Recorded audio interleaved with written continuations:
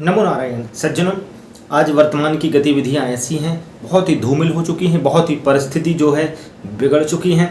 आप अपनी सुरक्षा चाहते हैं, अपनी पारिवारिक सुरक्षा चाहते हैं, तो आप काफ़ी हद तक नीतियों से चलना सीख जाएं। बहुत सारी ऐसी नीति हमारे शास्त्रों में, नीतियों की पुस्तक ही आती हैं, उनमें चाणक्य नीति में, विदुर नीति में, धर्म नीति में बहुत सारे ऐसे विषय आते हैं कि आप जीवन में कुछ ऐसी चीज़ें सीख लो समय रहते हैं, जो चाहे वो अपने राज हों, कुछ ऐसी परिस्थिति हो, उनको सर्वजन के मध्य में कभी प्रकाशित ना करो, कभी बताओ कैसी भी परिस्थिति आ जाए, ये नुकसानदायक हो सकते हैं ना। इस विषय पर चर्चा है। चैनल पर नए हैं तो चैनल को सब्सक्राइब कर लें और वीडियो को अधिक से अधिक शेयर करें।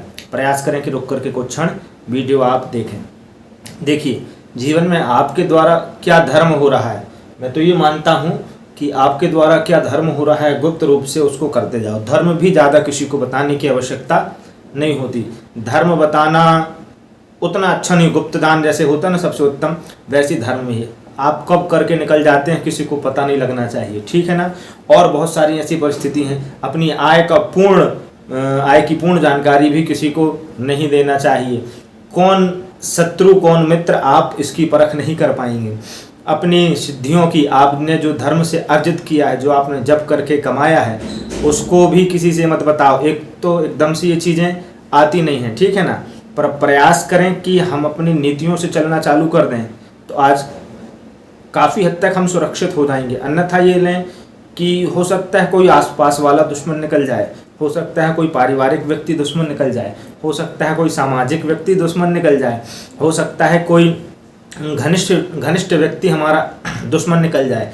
अंदर से वो आपसे जल रहा हो, अंदर से आपसे चिढ़ रहा हो, और ऊपर से जो है मीठा बना रहे, मीठा बात है ना।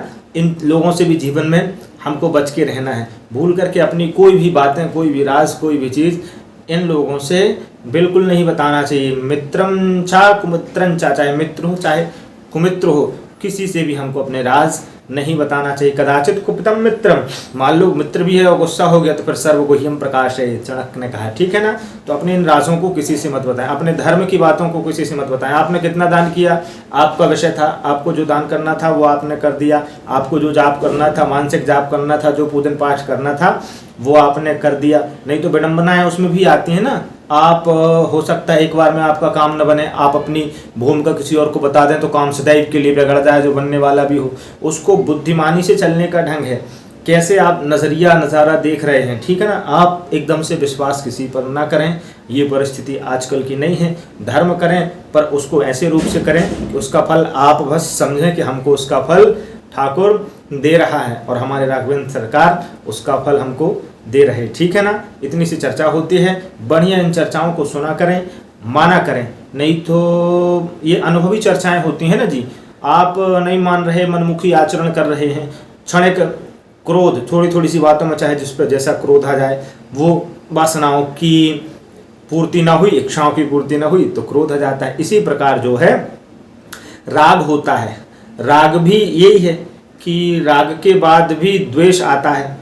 राग माने अत्यंत डूब जाना किसी चीज़ में, चाहे वो कोई भी पक्ष हो। इन सब का कोई अर्थ है नहीं।